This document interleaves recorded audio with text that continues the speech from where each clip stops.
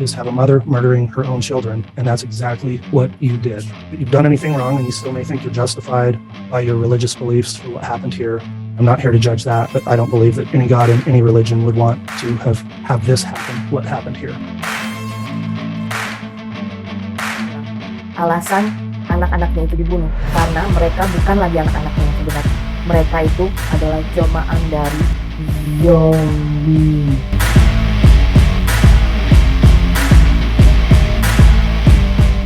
Oh ya, kita kan suka jalan-jalan, camping atau kemana gitu ya. Itu kan seru dong ya. Gimana rasanya kalau ternyata kita nggak tahu di dalam benak orang tua kita ataupun keluarga kita, tuh mereka menganggap kita zombie atau monster. Mana ada? Mana ada kan? Nggak mungkin kan? Tapi ini benar terjadi. Gimana? Jadi di Amerika Serikat itu lagi heboh atas kasus, bukan lagi sih sebenarnya, dia tuh kasusnya udah lama, udah cukup lama, jadi dari kejahatannya aja dari tahun 2019. Tapi baru 2023 ini, baru akhir Juli, 31 Juli 2023, seorang ibu namanya Lori Vallow mendapatkan hukuman seumur hidup sebanyak 3 kali, plus hukuman berapa tahun penjara atas pembunuhan 2 anaknya. Tadi kan aku udah bilang kan, gimana rasanya kalau orang tua kita nganggap kita zombie kan? Dan itu ibunya bilang, alasan anak-anaknya itu dibunuh karena mereka bukan lagi anak-anaknya yang sebenarnya. Mereka itu adalah jelmaan dari zombie. Itulah kasus pembunuhan, dan bukan cuma pembunuhan, ada seru nih kasusnya dan juga rumit yang dilakukan oleh Lori Vallow. Ada gangguan psikologis kali dia mamanya. Tebakannya ada gangguan psikologis kan? Oke. Sebelum kita masuk ke bahas lebih lanjut tentang kasus ini, aku gambarkan dulu ya tentang gimana itu, siapa itu Lori Vallow. Dia itu perempuan yang lahir tahun 70, nama awalnya itu nama gadisnya itu Lori Cox gitu. Jadi dari keluarga, ya kalau kita marganya lah ya, nama keluarganya Cox gitu. Jadi Bu Lori ini punya 3 saudara. Ada Adam, ada Alex, dan ada Summer. Tapi yang nanti penting dalam cerita ini adalah Alex. Ingat ya, Lori, Alex, dan Adam. Alex dan Adam gitu. Lori ini pada 19 tahun dia sudah menikah. Tapi kemudian cerai, baru pernikahan kedua, tapi dia kemudian punya anak. Nah ini satu-satunya anak dari Lori yang selamat, itu namanya Colby. Tapi ini juga nanti dia juga dari bagian dari salah satu titik hidup dari Lori ini, berpengaruh dalam titik hidupnya dia. Namanya Colby, di pernikahan ketiga, nama suaminya Joseph Ryan, tapi kita bilang aja Pak Joseph gitu ya. Pak Joseph ini kemudian dia yang melahirkan, dari pernikahan dengan Pak Joseph, mereka dapat anak perempuan namanya Tylee. Kemudian latar belakang dari keluarga Cox ini, mereka adalah pengikut aliran atau agama Mormon di Amerika Serikat. Kita tahu Mormon kan di Indonesia juga udah masuk ya.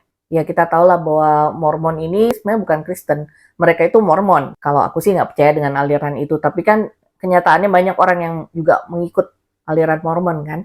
Nah, bahkan suami pertama, kedua, ketiga dari Lori ini, mereka itu semuanya latar belakangnya sama-sama agama Mormon ini. Itu sekedar pengetahuan aja ya, kalau sekedar cari tahu boleh, tapi juga bukan untuk misalnya, mungkin memang berbeda, mungkin juga kalau buat saya pribadi sih, itu aliran yang menyimpang, tapi kita nggak bisa menghakimi mereka di sini, gitu. Kita bukan hakim, gitu.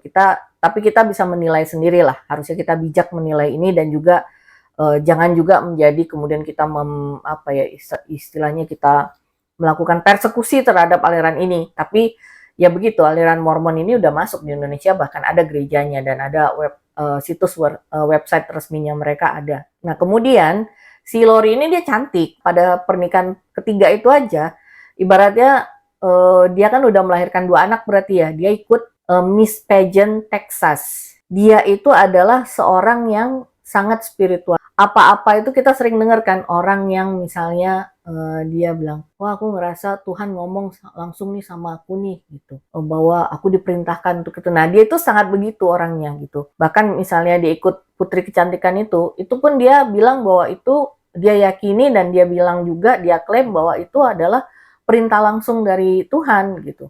Pernikahan ketiga itu dari Joseph. Nah itu ada satu peristiwa yang menjadi semacam satu titik kejatuhannya. Nah, itu pada saat anaknya Colby itu mengalami kekerasan seksual atau pelecehan dari suami ketiganya itu, ayahnya si Tylee.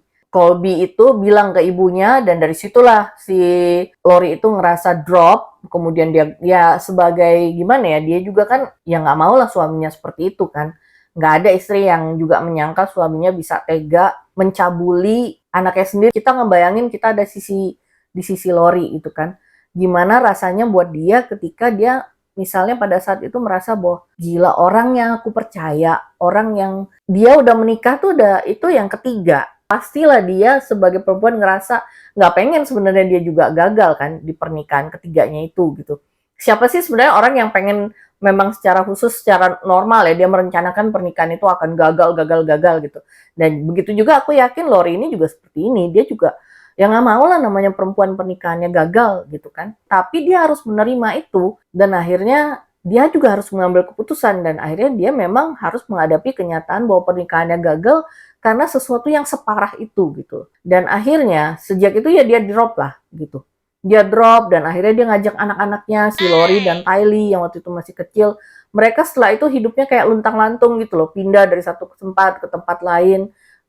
Juga ya Lori juga jadi kayak pada saat itu kehilangan arah lah gitu, nggak tahu mau ya gimana lah gitu, ya pasti broken heart ya, bukan lagi broken heart lah kalau kayak gitu ya gitu loh. Namanya suaminya melakukan itu ke anaknya ya pasti dia sayang kan sama anaknya, ya pasti dia cinta juga sama suaminya, tapi dengan melakukan ngambil keputusan seperti itu apa ya, nggak mudah bagi seorang perempuan gitu. Dan akhirnya satu saat dia ketemulah dengan seorang laki-laki yang namanya Charles Fellow, atau kita bilang aja Pak Charles lah ya, susah nama-nama bule ini kan, kita bilang aja Pak Charles gitu. Dia ketemu sama Pak Charles Fellow. Dari situlah dia dapat nama Lori Fellow. Dan akhirnya ya ketemu deket. Ya Charles Fellow ini baik, tapi dia bukan dari Mormon. Dan dia cinta sama Lori, dia sayang sama Colby, sama Tylee. Dan akhirnya mereka menikah. Nah ini pernikahan keempat berarti kan Lori gitu. Dan saking cintanya si Charles ini, si Pak Charles ini, dia akhirnya juga ngikut Lori untuk jadi mengikut agama Mormon gitu. Nah itu saking cintanya dia pada Lori gitu kan. Gimana keyakinan istrinya dia coba pahami, dia coba mengikuti, dia belajar gitulah ya, sebagai bukti cintanya. Dan juga waktu itu sebelum mereka menikah, si Pak Charles ini merokok misalnya. Dia bahkan kayak berhenti merokok. Setelah menikah itu dia berhenti merokok setelah dia belajar tentang apa yang boleh dan nggak boleh di Mormon gitu kan, kayak gitu. Dia berhenti merokok gitu. Pokoknya dia berusaha hidup baik sesuai dengan standar apa yang diajarkan agama Mormon gitu kan. Dan dia mendukung penuh aktivitas dan pelayanan Mormon dari istrinya gitu. Dia mendukung penuh gitu kan. Lori tuh ngomong gini ke Pak Charles, kita kayaknya harus pindah ke Hawaii deh. Kenapa gitu kan? Kita harus pindah ke Hawaii karena ya Tuhan ngomong sama aku bahwa kita harus pindah ke Hawaii. Kalau misalnya misalnya aku bilang kayaknya kita harus pindah ke Bandung deh. Misalnya gitu kan. Atau kayaknya kita harus pindah ke Korea deh. Kenapa gitu? Ya karena Tuhan ngomong ke aku. Kira-kira reaksi sayang gimana? Wah. Nggak bertanya dulu kenapa. Langsung what gitu. Iya maksudnya. Kan bingung kan, intinya bingung kan ya. Bahkan Charles ini nggak mempermasalahkan, padahal kan dia bisnismen ya. Dia usahanya itu ada di negara bagian yang lain gitu. Dia harus pindah negara bagian. Amerika itu kan negara bagian ya. Kalau kita provinsi gitu, masih provinsi aja masih ribet pindah, apalagi negara bagian yang sistem negaranya, aturannya pasti beda gitu. Sistem negara per negara bagian, state-nya itu kan beda-beda gitu. Ya, tapi diturutin, pindah mereka. Pindah dan mereka happy. Charles tuh jadi pindah bukan yang kayak, ya gue pindah karena ngikut istri, bukan karena gitu. Kayak, lu sih nyuruh gue pindah. Enggak kayak gitu, enggak ada. Dia nggak mengeluh, nggak apa. Pokoknya dia pindah-pindah. Dan anak-anaknya juga happy sama Charles itu gitu. Colby dan Tylee itu diasuh dengan baik. Si apa namanya si Lori-nya juga bebas, dia bisa bikin podcast, bahkan dia suka dengerin podcast, dia ngumpul sama teman-temannya, mereka punya teman-teman deket di sana, mereka melakukan pelayanan untuk Mormon di sana gitu. Pokoknya happy lah. Tapi ternyata si Lori ini dia merasa sebenarnya secara spiritual tuh nggak klik sama suaminya. Jadi dia ngerasa suaminya itu kayak, aduh nggak benar-benar satu level nih gitu, kayak beda level. Bayangin, udah segitunya pasangannya itu berusaha untuk mengerti dia sebagai istri. Itu tiba-tiba sebenarnya dia dalam hatinya dia ngerasa itu rohnya nggak nyambung. Ingat nggak kita pernah dulu juga dibilang sama aliran, ya salah satu aliran yang apokalistik itu, yang bilang kita nggak ini kan, nggak nyambung secara rohani gitu kan. Itu kan nyakitin banget kan sebenarnya gitu kan. Ya pasti dalam keseharian kalau dia udah ngerasa nggak klik, pasti apa-apa kalau ngomong untuk spiritualitas nggak nyambung. Padahal waktu dia bilang dia mau pindah ke Hawaii itu aja, suaminya itu oke-oke aja. Ibarat ya dia bisa, dia apa-apa deh, gue melakukan usaha gue di sini, toh gue misalnya dia kan nggak harus micromanage ya, namanya perusahaan udah jalan ya, dia bisa sesekali doang datang, ya namanya bos gitu kan. Nanti gue bisa ke keluarga ya gampang lah gitu ya, itu bisa diatur. Itu mas dianggap nggak nyambung secara spiritualitas gitu. Mau gimana lagi coba? Nah itu satu hal gitu. Jadi diam-diam dia memupuk itu terus gitu loh. Dia merasa bahwa nggak cocok. Ya kalau misalnya kita terus merasa nggak cocok, kita tanamkan itu nggak cocok, yang namanya pasangan tuh nggak ada kayaknya yang cocok ya. Yang sepaham bener-bener nggak ada kan, nggak mungkin ya, dan itu nggak perlu ada kan gitu. Yang perlu itu adalah kita saling belajar memahami kan, dan itu prosesnya kan kalau dalam pernikahan kita teruskan melakukan itu gitu, dan itu kan yang harusnya kita tanamkan.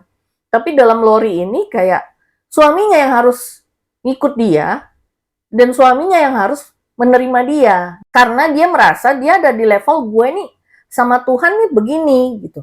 Nah, lu harus catch up, harus mengejar supaya juga bisa minimal nggak jauh-jauh amat. Tapi ini kok lu jauh gitu kayak.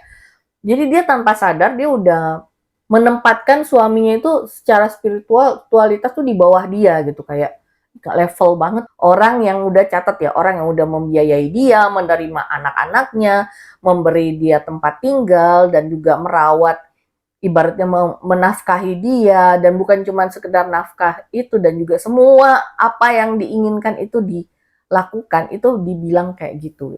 Nah sampailah satu saat mereka kemudian pindah lagi dari Hawaii, pindah lagi ke tempat di mana dia dan tempatnya si usaha dia dan Charles yang awalnya pindah kan, mereka pindah bukannya jual rumah gitu kan, enggak, tapi dia balik lagi. Nah pada saat itu, nah ini juga ada babak baru lagi nih yang bikin Lori juga jadi semakin kayak gimana ya, breaking point, bisa dibilang breaking point dia yang kedua. Itu Colby ternyata dia sejak dia SMP, dan ibaratnya dia punya temen akrab, tapi dia agak suka nih sama adiknya perempuan gitu, adiknya perempuan, adik dari temennya. Nah tapi begitu dia pindah lagi itu kan dia mulai kuliah tuh gitu. Ya kemungkinan mereka pindah juga mungkin karena Colby ini udah mulai masuk universitas ya. Jadi ya mungkin Lori juga nggak mau terlalu berpisah dengan, walaupun dia bisa aja sama bapaknya, anak-anaknya, tapi kan mungkin kita nggak tahu lah pertimbangan dari dalam keluarga kan. Akhirnya dia pindah. Nah kemudian si Colby ini akhirnya dia suka kan sama cewek itu, dan akhirnya deket, dan kemudian serius hubungannya. Akhirnya Colby itu melamar si cewek ini namanya Kelsey, si perempuan ini namanya Kelsey. Tapi perempuan itu ternyata agamanya Kristen, bukan Mormon. Nah ini yang jadi apa ya? Jadi clear ya di sini ya, kalau Mormon itu walaupun mereka mungkin di Indonesia ini bingung gitu, karena kalau di Indonesia ini mereka juga nggak menjelaskan kok mereka tuh Mormon gitu. Kalau menurutku aku nggak pernah dengar mereka, oh saya Mormon gitu. Kayaknya mereka sembunyi-sembunyi, tapi mereka selalu bilang mereka tuh Kristen juga. kalau sedikit kita ngebahas Mormon itu sendiri kan alirannya aja udah memang berbeda banget sama Kristen, walaupun dia pakai Yesus Kristus gitu. Kalau ini aku coba ini ya sedikit tentang kita kilas balik tentang apa itu Mormonisme, karena ini kalau menurutku juga perlu dipahami, ini bagian yang perlu dipahamin gitu. Mormon itu juga memegang Bible, mereka juga membaca Bible. Tapi kalau misalnya kalau menurutku nih ya, bisa jadi aku salah. Jadi mungkin kalau ada di sini yang dengarkan juga dari aliran Mormon yang mungkin juga mau meluruskan atau menambah penjelasan tentang Mormon, ya mungkin bisa silahkan komen aja gitu. Dan juga saya minta juga untuk teman-teman yang mendengarkan pembahasan kasus ini juga untuk bijak ya dalam berkomentar gitu. Saya nggak berharap kita mempersekusi atau mengadili mereka. Ya kita bisa aja menganggap mereka sesat, itu hak kita untuk menilai. Kita punya hak menilai, tapi ya itu tadi, kita nggak punya hak untuk melakukan pengadilan ataupun menyakiti ataupun menghukum mereka gitu loh. Itu nanti biar Tuhan yang bekerja gitu. Kita serahkan pada Tuhan, kita doakan aja. Kita doakan aja mereka, dan juga jangan melakukan hal-hal yang akhirnya merugikan diri kita sendiri gitu, dan juga merugikan orang lain. Jadi sedikit balik tentang Mormon. Jadi selama ini kan Lori tuh merasa dia tuh punya kedekatan dengan Tuhan, tapi sebenarnya bukan real Tuhan, tapi lebih ke malaikat Moroni. Aku tuh nggak tahu ya, nggak terlalu care sih selama menjadi itu dengan nama-nama malaikat. Ya aku tahu ada nama-nama malaikat, tapi menurutku malaikat itu kan ciptaan Tuhan ya. Yang aku yakini dan aku pelajari sejauh ini nggak pernah ada dibilang malaikat tuh setara dengan Tuhan. Atau karena apa? Karena kita tahu iblis itu kan tadinya malaikat. Kaki ibaratnya yang diciptakan Tuhan, dan juga diberi Tuhan yang memberi kuasa kan kepada malaikat itu untuk melakukan tugasnya. Jadi ada job desk-nya masing-masing kan.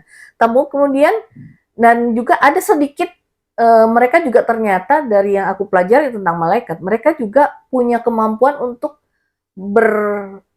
nalar dan juga merasa. Buktinya si setan atau yang sekarang ini banyak dikenal dengan Lucifer yang dibilang pemimpinnya kan, itu kan tadinya malaikat kan, malaikat pujian kalau nggak salah kan, yang dia pemimpin pujian gitu kan, yang kemudian karena dia merasa hebat, nah itu jadi ada sedikit karena dia ciptaan Tuhan, dan mungkin juga ada mirip-miripnya dengan Tuhan. Misalnya kita aja diciptakan serupa, tapi kemudian dia memberontak dan akhirnya dibuang oleh Tuhan. Jadi intinya malaikat itu sendiri kan jauh di bawah Tuhan, karena dia ada ciptaan Tuhan gitu kan. Dia tidak setara dengan Tuhan. Bisa jadi sih kayak misalnya kita tahulah di Alkitab ya, kayak Abraham juga pernah bertemu malaikat, Tuhan menyampaikan pesan melalui malaikat, itu bisa jadi gitu. Kemudian Tuhan menyampaikan datang ke Lot juga wujudnya manusia, dan itu dan dia menyampaikan pesan dari Tuhan bahwa kota Sodom dan Gomora akan dihancurkan karena tidak ada kebaikan satu pun kecuali keluarga Lot di situ. Malaikat itu tetap bukan Tuhan. Dan juga kalau sekarang konteksnya, sekarang kan Tuhan udah menggenapi pekerjaannya untuk menyelamatkan kita. Dalam arti dia sudah mempercayakan kita bisa ditinggal dan kemudian belajar, dan itu sudah ada, semua firman-Nya itu sudah lengkap, tinggal kita baca dan kita terapkan. Nah, tapi kalau Lori ini, balik lagi ke Lori, Lori ini dia merasa bahwa dia selalu mendapatkan pesan Tuhan itu melalui malaikat Moroni. Siapa itu malaikat Moroni? Jadi gini, untuk memahami malaikat Moroni, kita juga harus paham bahwa agama Mormon ini kan lahir di Amerika. Memang di Amerika Serikat gitu. Didirikan oleh Joseph Smith pada tahun 1820. Bahkan mungkin di awal-awal ketika bangsa Amerika itu baru menjadi Amerika. Kemudian mereka itu meyakini gitu melalui Joseph Smith ini. Jadi Joseph Smith ini mengklaim bahwa dia ditunjukkan oleh malaikat Moroni pada satu kotak. Pokoknya di satu tempat di Amerika Serikat itu, pada satu kotak, dalam kotak itu ada kitab yang kemudian itulah dibilang kitab Mormon. Nah, kenapa namanya Mormon gitu kan? Jadi Mormon itu apa sih? Mormon itu ternyata kalau menurut agama Mormon, dia adalah Nabi Mormon. Kita nggak pernah dengar kan? Malaikat Moroni, Nabi Mormon, kita nggak pernah dengar itu ya. Kita pernah dengar nama beberapa malaikat. Ya, ada beberapa yang pernah kita dengar lah nama malaikat. Tapi itu kan tidak menjadi penting dalam pemahaman iman kita ya. Beda sama Mormon ini menjadi penting nih. Malaikat Moroni ini menjadi penting, jadi subjek yang penting. Dan kemudian ada Nabi Mormon. Siapa itu Nabi Mormon? Jadi dipercayai oleh agama Mormon, Nabi Mormon itu adalah keturunan dari bangsa Nefi. Pernah dengar nggak di Alkitab bangsa Nefi? Nah, bangsa Nefi itu adalah keturunan dari Nabi Lehi. Siapa itu Nabi Lehi? Dia adalah nabi dari Israel yang kemudian diminta Tuhan untuk pindah ke Amerika pada tahun 6000 sebelum Masehi, 600 sebelum Masehi. Ya, itu satu hal ya. Apakah waktu itu 600 sebelum Masehi sudah ada Amerika Serikat? Karena menurutku kan itu balik lagi ke perjalanan sejarah kolonialisme kulit putih yang datang ke tanah benua Amerika kan, dan kemudian mereka mengakuisisi dan ya itulah gitu loh, sejarahnya kan cukup gelap ya untuk lahirnya satu bangsa ataupun negara-negara di benua Amerika itu kan. Banyak bangsa Indian atau India sih, Indian suku aslinya yang juga kemudian mereka harus kehilangan tanahnya dan juga harus berperang melawan kolonialisme ini dan kalah gitu kan. Dan kemudian bangsa itu dikuasai oleh ya sekarang yang jadi jadi Amerika Serikat itu gitu loh. Kita hampir kayak gitu sih waktu Belanda 3,5 abad kan menjajah kita, hampir seperti itu gitu kan. Tapi ya puji Tuhan kita nggak punah ya seperti bangsa Indian juga nggak punah sih, tapi bisa dibilang kan kayaknya nggak pernah aku dengar bangsa Indian dari suku Indian jadi presiden Amerika Serikat atau yang tokoh yang dikenal dunia gitu loh, belum gitu. Tapi balik lagi ke Nabi Lehi. Kalau di Alkitab yang aku tahu ada Lewi kan. Suku Lewi. Suku Lewi. Suku Lewi. Itu dari keturunannya Yakub kan ya.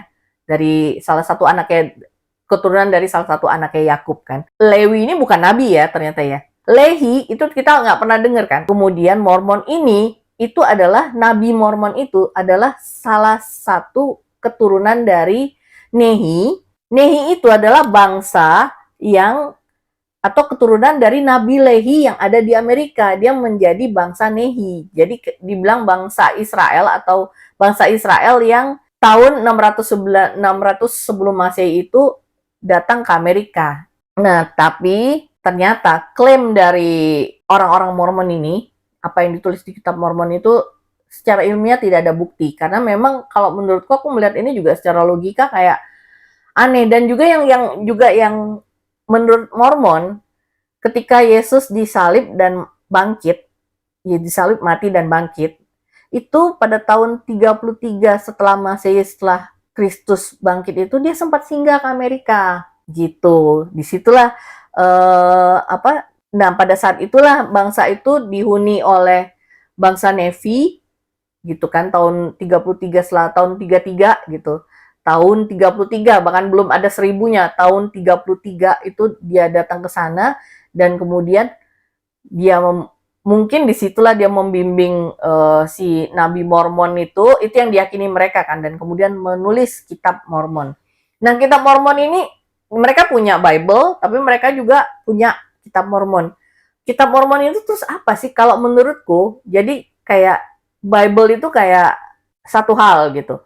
Tapi kitab Mormon inilah yang menjadi panduan hidup mereka. Ya aku sih merasa bahwa ini nggak benar gitu secara Kristiani gitu kan. Karena kenapa? Karena memang bahkan sebelum Yesus mati, dia kan udah tahu kan bahwa hidupnya akan misinya itu adalah untuk menyelamatkan kita. Dia sebagai manusia harus mati. Pada saat dia sebelum mati sudah menyampaikan khotbah, salah satu khotbah terakhirnya itu di Bukit Zaitun. Itu bisa dibaca ya, mungkin untuk teman-teman yang Kristen itu ada di kitab mulai Matius, Markus, itu ada ditulis di situ. Itu tentang khotbah terakhir dari Yesus gitu. Dimulai dari Matius 24 ayat 4. Aku bacain aja ya. Ini Yesus yang mengatakan pada saat khotbah di depan murid-muridnya, dia minta muridnya, intinya gini, dia minta muridnya untuk berjaga-jaga. Kenapa? Dia bilang, sebab banyak orang akan datang dengan memakai namaku. Artinya namanya Yesus dipakai. Dan berkata, akulah Mesias, dan mereka akan menyesatkan banyak orang. Gitu. Dan menyatakan dialah Mesias gitu. Jadi dia pakai nama Yesus, tapi kemudian mereka bilang bahwa yang Mesias itu si orang itu gitu, dan menyesatkan banyak orang. Dan kemudian dia bilang lagi ini aku skip ayat, tapi mungkin teman-teman bisa baca di Matius 24 atau di Markus juga ada gitu. Kemudian di ayat yang ke-11 dibilang juga, banyak nabi palsu akan muncul dan menyesatkan banyak orang. Terus lanjut lagi ke bawah di 24 ayat 24 dia bilang, sebab Mesias palsu dan nabi-nabi palsu akan muncul dan mereka akan mengadakan tanda-tanda yang dahsyat dan mujizat-mujizat sehingga kiranya mungkin mereka menyesatkan orang-orang pilihan juga. Ya, jadi intinya kalau aku sendiri, kenapa aku membacakan ayat ini, kalau buat aku aliran Mormon ataupun yang ya ibaratnya yang benar-benar kayak dipertanyakan kayak sebenarnya Tuhan yang mereka itu siapa. Yang paling penting tuh menurutku ini, Tuhan yang mereka itu siapa gitu. Dan bagaimana mereka memahami Tuhan, apakah itu secara Kristiani itu benar atau enggak gitu. Dan menurut aku, kalau aku secara pribadi ya menganggap ya Mormon ini bukan Kristen gitu. Ya Mormon ya Mormon. Kalau mereka pakai Bible ya itu ya terserah mereka lah. Itu sekedar yang kita harus pahami karena gini, di Indonesia ini kan sensitif ya untuk agama gitu. Ini sedikit agak memang, makanya aku bilang ini kasus ini sangat menarik ketika juga dibalikan ke konteks Indonesia. Karena apa? Banyak banget aliran-aliran yang sekarang itu masuk. Mereka mengatasnamakan mereka pengikut Kristus, mereka Kristen, dan berusaha mengkonvert orang. Jadi ketika ada kayak gitu, yang diserang itu Kristen. Tuh kan, orang-orang Kristen tuh begitu kerjaannya, tuh kan, mereka tuh gitu. Jadi kita kayak,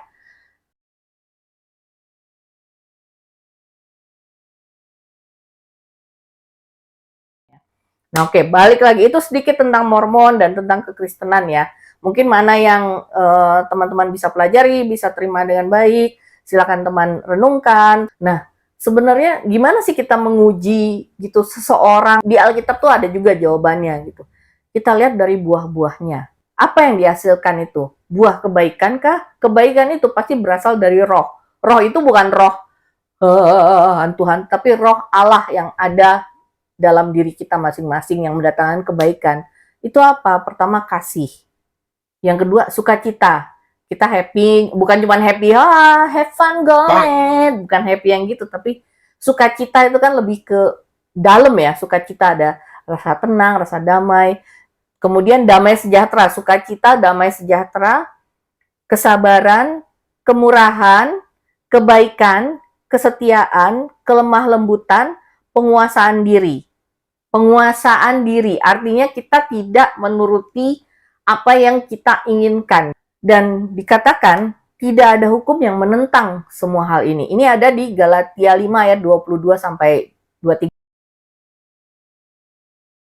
Tapi teman-teman baiknya membaca lagi dari Alkitab, karena teman-teman juga harus menguji, aku benar nggak nih mengutip, jangan langsung telan mentah-mentah. Lagi-lagi itu, jangan pernah percaya pada manusia siapapun itu. Saya ini seorang yang masih belajar gitu, dan mencoba berbagi, tapi aku bukan seorang yang sempurna. Jangan pernah melihat itu ya. Kalau kalian suka dengan channel ini dan merasa mendapatkan sesuatu, silakan subscribe, nyalakan notifikasi, dan juga tolong like-nya, dan bisa di-share, dan juga komen, supaya kita sama-sama saling belajar ya, bisa lebih banyak orang lagi sama-sama belajar ya. Kenapa aku pilih kasus ini? Karena ini benar-benar kasus yang sebenarnya juga terkait dengan bagaimana kita hidup sebagai orang percaya gitu kan. Bagaimana kita menerapkan gitu. Bagaimana juga kita melakukan, tadi ada kan salah satu buah roh itu penguasaan diri. Tadi balik lagi ke Colby kan. Pada saat mulai bertunangan ini, si Kelsey ini merasakan melihat keanehan dari Lori. Jadi dia tuh sangat manipulatif gitu. Jadi misalnya dia bilang gini, kamu tahu nggak, Yesus itu mengasihi kamu, tapi dia lebih mengasihi aku. Oke. Kelsey pas dengar itu, terus kemudian dia kayak berebut kasih sayang, berusaha merebut kasih sayang Colby dari Kelsey gitu. Kan gini ya, anak itu memang pada satu saat kan akan berpisah dengan orang tuanya, dalam artian dia akan menempuh hidupnya sendiri gitu. Karena nah ternyata Lori ini juga punya kayak kelihatan gejala-gejala toksiknya ya, karena dia gini loh, ketika dia tahu Kelsey seorang Kristen, bukan Mormon, dan dia nggak mau ikut Mormon, beda sama Pak Charles tadi. Pak Charles itu dia bukan Mormon, tapi dia mau ikut Mormon. Itu aja si Lori masih nggak suka kan? Padahal Pak Charles ini udah ikut. Nah ini apalagi Kelsey, yang akhirnya Colby yang ikut Kristen. Yang menjadi Kristen, tidak lagi Mormon. Jadi ibaratnya dia dibaptis menjadi Kristen gitu kan. Ya marahlah si Lori gitu. Ya ibaratnya kan itu beda agama berarti kan. Jadi bukan Kristen kan, Mormon itu bukan Kristen gitu. Mak, nggak sukalah si Lori ini. Karena dia, akhirnya kan dia merasa sebagai seorang ibu, dia losing control atas, dia kehilangan kendali kan atas si Colby. Sehingga dia frustasi lagi nih, jadi breaking point yang kedua gitu. Pokoknya dia berusaha sedemikian rupa menjadikan pernikahan mereka itu menjadi tidak sempurna. Sampai pada foto keluarga di pesta pernikahan, kan aku bilang tuh ada anaknya, adiknya Colby namanya Tylee. Bayangin aja ini abangnya menikah, adiknya itu nggak ikut dalam foto keluarga, nggak ada. Kemana Tylee? Ditanya. Oh ya dia ikut ski, lagi ikut acara ski sama teman-temannya atau mungkin acara kegiatan sekolah. Lah itu kan sebenarnya ini kan abangnya menikah sekali seumur hidup gitu kan. Ya, tapi intinya begitulah, dia berusaha menciptakan kayak menunjukkan pada Kelsey kayak lo bisa ngambil anak gue, tapi bukan berarti lo bisa nguasain keluarga gue gitu.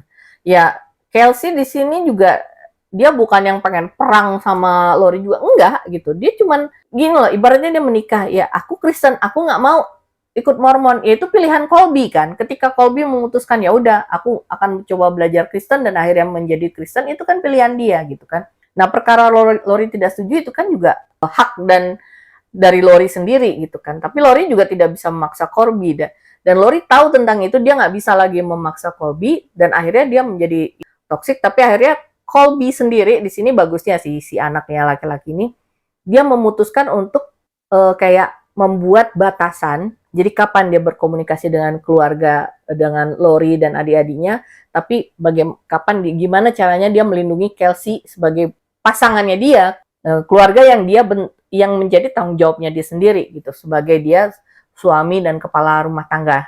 Dan kemudian apa yang terjadi dengan Lori ini? Kacau kan Lori ini, jadi pada saat anak yang menikah itu dia kacau dan dia akhirnya ikut satu grup podcast yang lebih ekstrim lagi. Dan dia kan udah mulai nggak suka nih kan sama Pak Charles, walaupun Pak Charles itu baik banget lah. Bahkan waktu dia anaknya menikah, dia juga apa ya, ibaratnya dia baik-baik aja, dia berusaha menjaga suasana tetap, walaupun nggak sempurna pernikahannya, tapi tetap nyaman, semua orang bisa happy, semua orang bisa rukun, damai. Nah akhirnya si Lori ini, dia kan nggak puas pada saat, jadi dia akhirnya dia merasa kayak kecewa lagi. Kenapa gue kecewa gitu kan. Kenapa nggak pernah ada yang ngerti gue, kenapa gitu. Dan kemudian dia membaca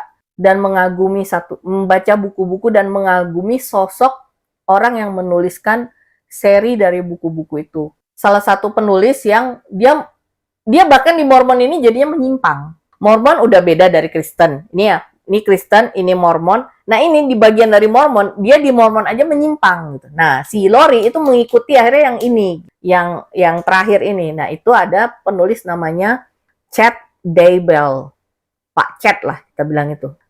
Si Pak Chad ini kemudian Lori ini dia suka bikin ini loh, apa kayak orang kalau ini kayak seminar tentang bukunya, ngebahas belief-beliefnya dia gitu. Siapa Chad Daybell ini? Dia ini memang awalnya Mormon. Dia Mormon, memang dia dari Mormon, tapi kemudian dia pernah mengalami near death experience. Ya, kita sering dengar ya orang-orang yang near death experience. Makanya kita kadang-kadang kalau dengar pengalaman yang begitu tuh, aku pernah ke neraka, kita juga harus hati-hati dalam mempercayai itu ya. Lagi-lagi balik lagi ke Alkitab. Boleh kita, bisa jadi mereka tuh benar gitu. Tapi kalau udah kayaknya ini udah menyimpang dari Alkitab, kita harus bisa memutuskan bahwa enggak gitu loh. Ini bahaya buat aku, malah bisa jauh dari Tuhan. Itu memang sesuatu yang harus benar-benar kita hati-hatikan. Nah, Chad ini dia bilang intinya dia pernah koma.